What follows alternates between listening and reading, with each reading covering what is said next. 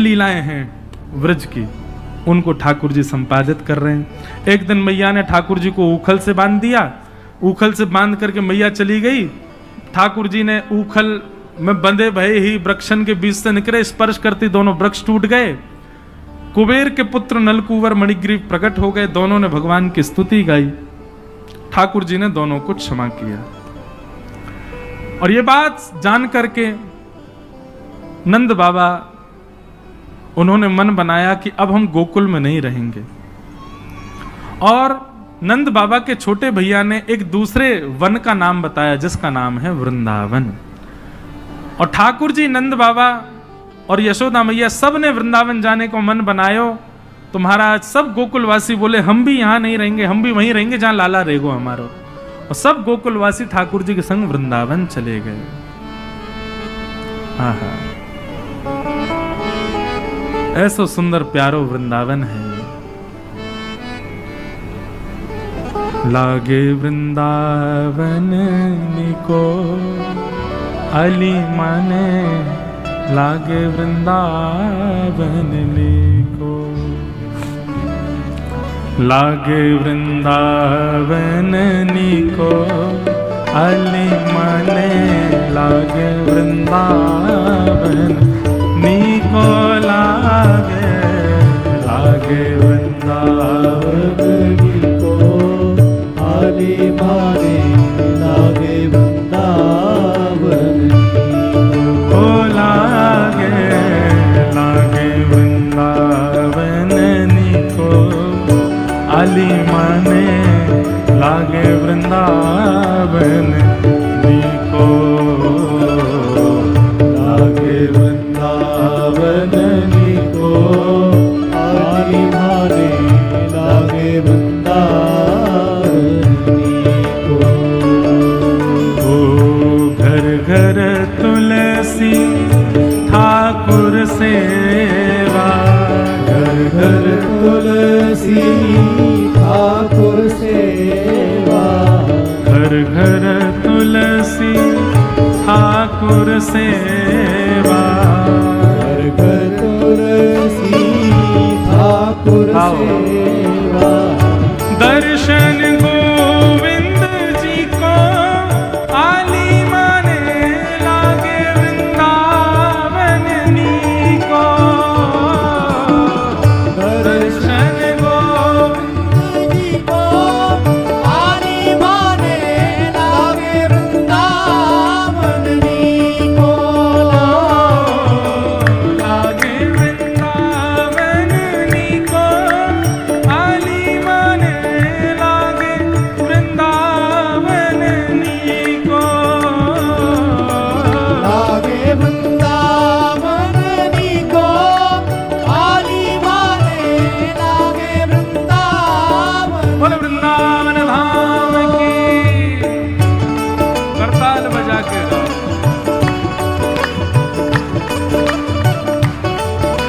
आज श्री गिरधर लाल जी पधार रहे हैं कथा में, मानो साक्षात वृंदावन पधार रहा है।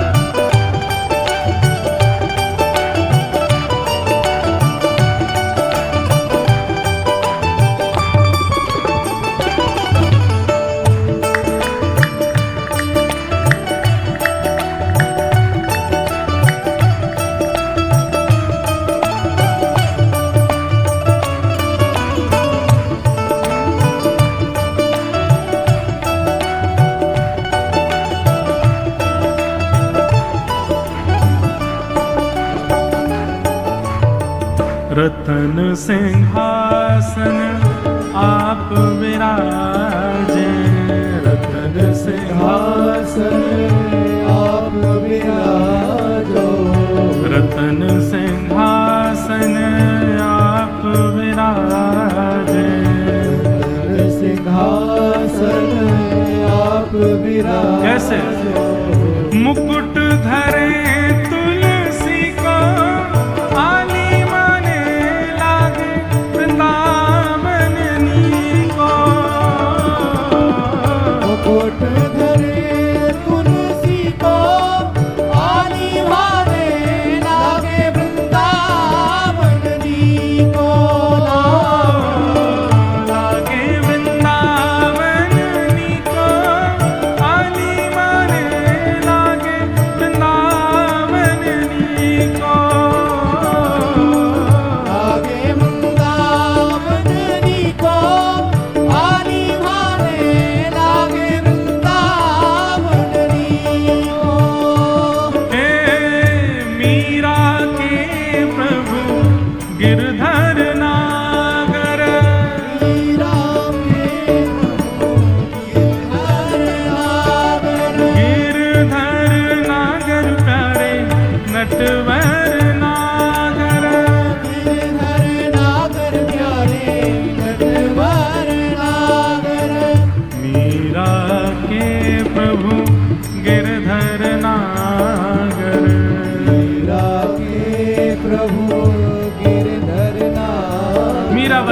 कहती है भैया, ओ भजन बिना नर फीको वाली माने लागे वृंदावन नीको।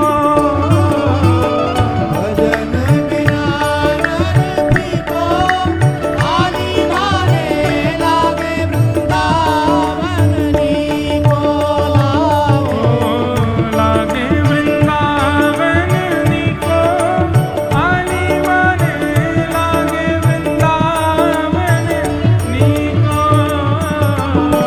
लागे वृंदावन नीको वाली माने लागे वृंदावन नीको। हे वृंदावन वृंदावन मेरो प्यारो वृंदावन, बड़ो प्यारो वृंदावन, मन भावन वृंदावन, श्री वृंदावन वृंदावन, वृंदावन वृंदावन, श्री वृंदावन वृंदावन, श्री वृंदावन वृंदावन, श्री वृंदावन वृंदावन, श्री वृंदावन वृंदावन, श्री वृंदावन वृंदावन, श्री वृंदावन वृंदावन। बोलो वृंदावन बिहारी लाल।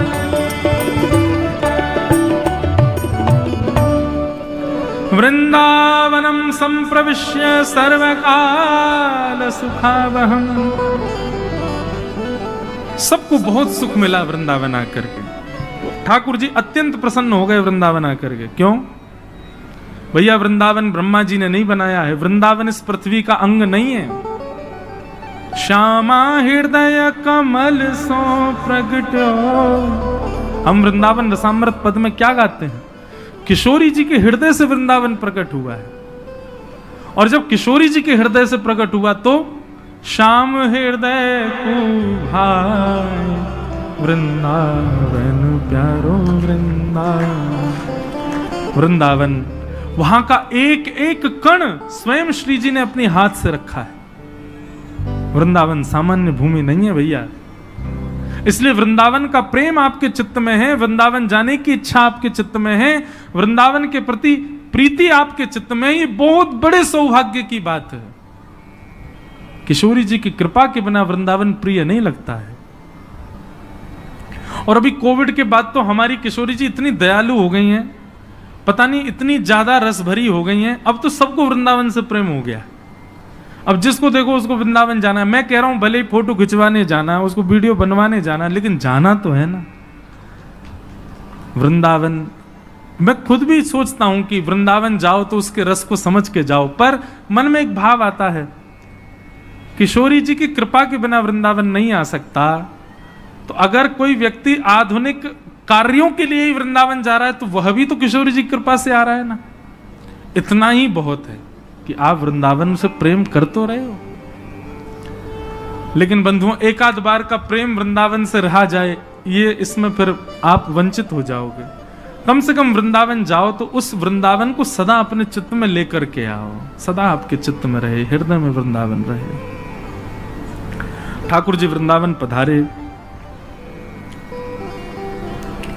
भगवान ने वृंदावन आकर के सबसे पहले अघासुर का वध किया, और अघासुर का वध करने के पश्चात ठाकुर जी ने ब्रह्मा जी के मोह को दूर किया। ब्रह्मा जी को यह भगवान पर संशय होने लगा कि यह परब्रह्म नहीं है। क्यों? बोले एक दिन ठाकुर जी मधुमंगल के मुख पे लगी भई कढ़ी चाट गए। अब ठाकुर जी तो प्रेमी हैं, वो कोई विचार थोड़ी करें। मधुमंगल के मुंह पे कड़ी लग रही, सो ठाकुर जी बोले दारी के तेने मुंह कड़ी ना खवाई, छुप के खाया आयो। मधुमंगल बोलो लाला खट्टी कड़ी या हमारे में छुप के खा गयो कि तुम माने ना है खाए बिना। ठाकुर जी बोले लेकिन मुँह तो फिर मिल गई। बोले कैसे? बोले तेरी मूछ बन नहीं है, तेरे मुंह पे छींटे पड़े, सुन चाटियो मत, यहाँ पे आ। और ठाकुर जी ने उसका मुख पकड़ा और अपनी जीभ निकाल के वह पूरे मुंह चाट गए। मधुमंगल के तो प्रेमाश्रु गिरने लगे।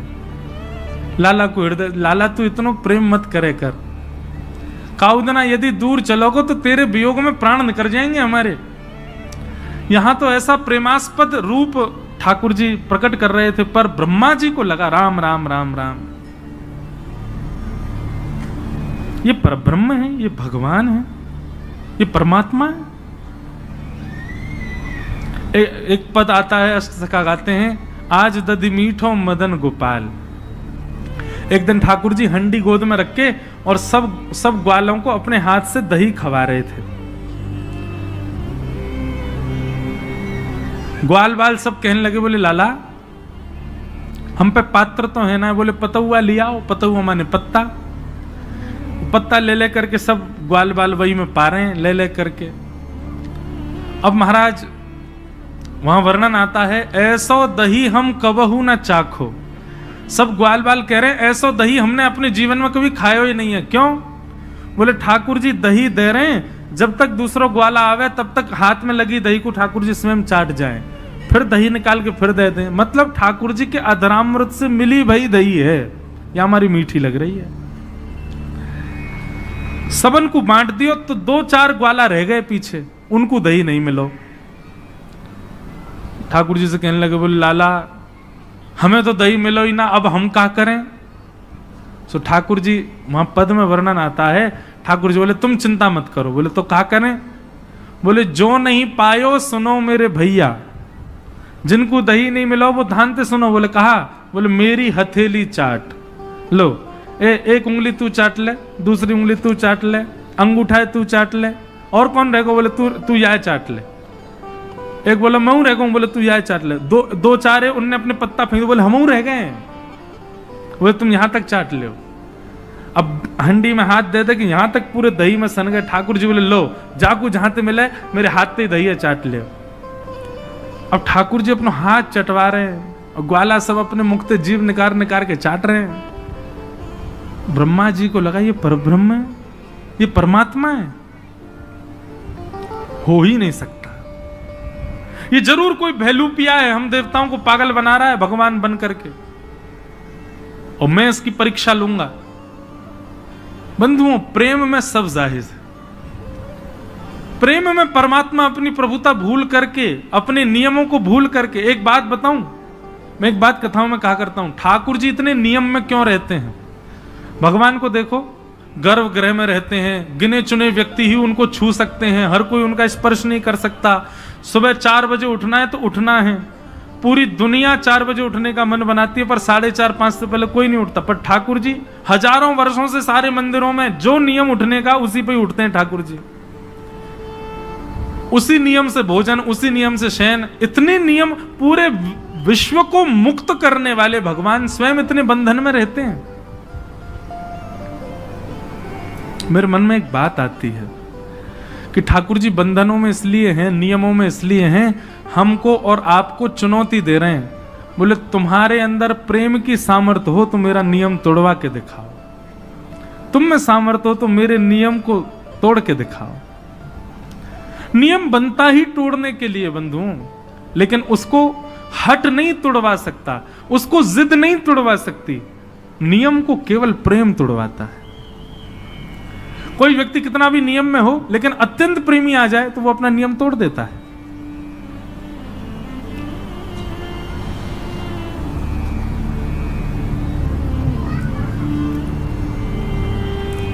तो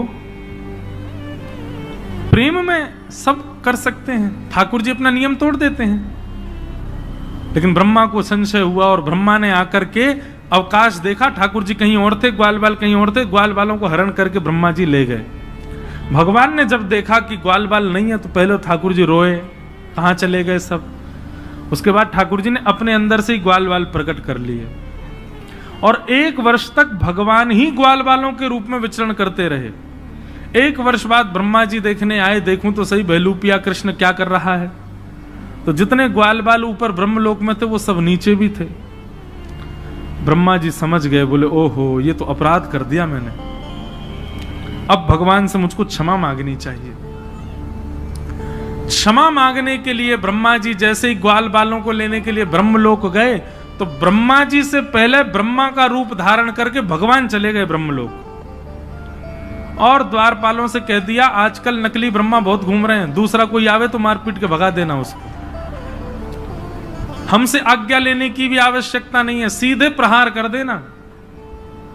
असली ब्रह्मा जब पहुंचे, द्वारपाल सीधे भागे पीछे उनके डंडा लेके, वे नकली ब्रह्मा भागे यहां से। ब्रह्मा जी बोले अरे मैं ही ब्रह्मा हूं, तुम जानते नहीं हो किसके पीछे भाग रहे हो? ए तुम चतुरानन हूं मैं। बोले तुम चतुरानन नहीं हो, तुम ब्रह्मा नहीं हो, ब्रह्मा तो भीतर बैठे। ब्रह्मा जी बोले भीतर बैठे मतलब? बोले हाँ अभी अभी आए थे, उन्होंने ही हमको बताया बहलूपिया घूम रहे हैं, तुम बहलूपिया हो। ब्रह्मा जी ने अंत में स्वीकार कर लिया कि हाँ मैं नकली हूं, पर मुझे असली का दर्शन करा दो, मैं उनके दर्शन करने आया हूं। जैसे इस ठाकुर जी के सन्मुख लेकर के ब्रह्मा को गए, तो ब्रह्मा के रूप में सबको दिख रहे थे भगवान, लेकिन स्वयं ब्रह्मा को ठाकुर जी साक्षात चतुर्भुज नारायण के रूप में दिखाई दे रहे थे ब्रह्मलोक में। ब्रह्मा जी ने जाकर के कान पकड़े, क्षमा कर दो भगवान, मुझसे गलती हो गई, अपराध हो गया। और ब्रह्मा जी ने यहां स्तुति गाई है, नो मिड्यते प्रभुपुषे टडिदंबराय गुंजावतम शबद परिपिच्छल सन्मुखाय। कम से कम 3 दिन तक इस स्तुति पर चर्चा हो सकती है, इतनी सुंदर स्तुति है ब्रह्मा जी की। लेकिन ब्रह्मा जी की स्तुति में आपको क्या दिखेगा पता है? प्रेम से बात शुरू करेंगे, चतुराई पे जाके खत्म करेंगे। एक उदाहरण सुनो। ब्रह्मा जी कहते हैं उक्षेपणम गर्भ गतस्य पादयो किम कल्पते मातुरदोक्ष जागसे। हे नाथ, एक बात बताइए, क्या गर्भ में बैठा बालक जब लात मारता है तो मां उससे नाराज हो जाती है? गर्भस्थ माता के गर्भ का बालक कभी अंदर कुछ किलोल करे, कभी हाथ पांव चलावे, तो क्या उसकी मैया उससे नाराज होती है? भगवान बोले नहीं, कभी नहीं होती। तो बोले नाथ, ये पूरा ब्रह्मांड आपके गर्भ में है, और इस ब्रह्मांड का हर व्यक्ति आपका बालक है, और मैं ब्रह्मा भी आपके गर्भ में ही हूं। यदि मुझसे थोड़ा सा अपराध हो गया तो आप मुझसे नाराज क्यों हो गए? चतुराई देखी, इसीलिए तो वो चतुरानन है। ब्रह्मा जी की वाणी सुनकर के भगवान बोले तुम्हारी शब्दावलियों में चतुराई बहुत है ब्रह्मा, लेकिन मैं तुमको क्षमा नहीं करूंगा। और भगवान ने ब्रह्मा जी को क्षमा किया ही नहीं, चले गए। ब्रह्मा जी रोते रहे। ठाकुर जी वापस आकर के लीला अपनी करने लगे, पौगंड लीला हुई। 6 वर्ष के ठाकुर जी हो गए। एक दिन धेनुकासुर का वध किया। उसके वध के पश्चात ठाकुर जी काली दह में कूद गए और वहां जाकर के कालिया नाग का मर्दन किया। सब ब्रजवासी आकर के रुदन करने लगे। भगवान ने तांडव नृत्य करके कालिया नाग के ऊपर दर्शन कराए। वेणु गीत की कथा आई, सुंदर वेणु वाद्य करते हुए जिस प्रकार गोपियों के साथ ठाकुर जी लीला करते हैं उसका वर्णन आया। तत्पश्चात मथुरा की गोपियों पर भगवान ने कृपा की और एक दिन ठाकुर जी गौ चारण करके लौट रहे थे और पूरे ब्रजमंडल में देसी घी की सुगंधी आ रही है। सब बढ़िया बढ़िया पकवान अपने अपने घरों में बना रहे हैं। ठाकुर जी ने जाके पूछी, भैया ये 56 भोग कौन के काजे बनने हैं? किसी ने उत्तर नहीं दिया तो ठाकुर जी नंद बाबा के पास गए। नंद बाबा ने जाकर के नंद बाबा ने लाला को बताई, पर्जन्यो भगवान इंद्रो मेघास्तस्यात्ममूर्तय। लाला, पर्जन्यो भगवान इंद्रो मेघास्तस्यात्ममूर्तय। ये पर्जन्य यानी कि इंद्र हमारे भगवान हैं। ये 56 भोग के दर्शन हो, मुंह में पानी नहीं आ जाए आपके। ये सबसे पहले ठाकुर जी का भोग लगेगा। अभी आप लोग ध्यान कथा की ओर ही रखो। अभी गिरधर लाल जी भी पधारेंगे, उनका मंगल दर्शन हो। आज ये आगे की तरफ इसलिए लगाई गई ताकि आपको सबको वहीं से ही लाल जी का दर्शन हो जाए।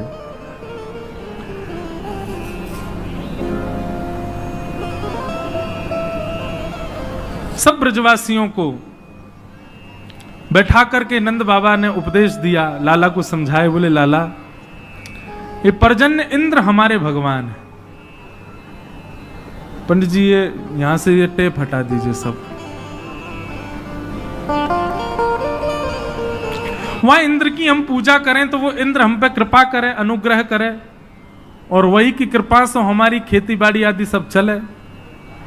ठाकुर जी ने कही, बोले कि बाबा एक इंद्र की पूजा ही क्यों, फिर तो समस्त देवताओं की पूजा होनी चाहिए। 33 कोटि देवता कोई ना कोई हमारे कार्य में सहायक बने, सबन की पूजा अर्चना होनी चाहिए। और यदि सबकी पूजा करने चाहो तो भैया एक आधार मूल तत्व है नारायण। सब नारायण में विद्यमान है, नारायण को पूजो। वृक्ष हरा भरा करना हो तो जड़ में पानी डालो। 33 कोटि देवताओं के मूल आधार नारायण है, उनकी उपासना करो। बोले वो नारायण कहां मिलेंगे भैया? बोले वो नारायण हमारे ब्रजमंडल में गोवर्धन रूप में विराजमान है, चलो उनकी पूजा करें। ब्रजवासी सब बोले, बोले लाला बरसंते चली आ रही हमारी देवता की पूजा, हम छोड़ के तेरे नारायण को पूजवे जाएंगे, कहीं इंद्र नाराज है क्या? तो ठाकुर जी बोले पहली बात तो इंद्र नाराज नहीं हो सकता। क्यों? क्योंकि नारायण परब्रह्म है, और परब्रह्म की उपासना जब होती है तो सब देवताओं का पोषण होता है। मतलब आप जब नारायण की उपासना करते हैं, नारायण का भोग लगाते हैं, नारायण का ध्यान करते हैं, तो नारायण में ही सब देवता हैं, सबका अपने आप हो जाता है। और दूसरी बात, फिर भी मानिनी इंद्र ने यदि क्रोध किया तो जिनकी शरण में हम जा रहे हैं, ऐसे गोवर्धन नाथ नारायण के ही स्वरूप हैं, ये हमारी रक्षा करेंगे। सब ब्रजवासी बोले लाला हमें तो बड़ा डर लग रहा है। बोले नहीं, भय से कभी भक्ति नहीं करनी चाहिए। इसलिए ब्रजवासियों के चित्त में प्रेम प्रकट हो, उसके लिए भगवान ने उद्देश्य बताया। आपने कभी इंद्र के दर्शन नहीं किए होंगे, लेकिन आप गोवर्धन नाथ जी की शरण में चलो, हम आपको वचन देते हैं वो साक्षात प्रकट होकर दर्शन देंगे, आपका प्रसाद स्वीकार भी करेंगे। तब ब्रजवासियों के चित्त में प्रेम प्रकट हुआ और सब ब्रजवासी बोले ठीक है, तो हम गोवर्धन पूजा के लिए चलेंगे। और सब ब्रजवासी अपने अपने घरन की 56 भोग सजा करके और श्री गोवर्धन की यात्रा पर निकल पड़े हैं। सब लोग नाचते गाते भय, आनंद करते भय गोवर्धन जा रहे हैं।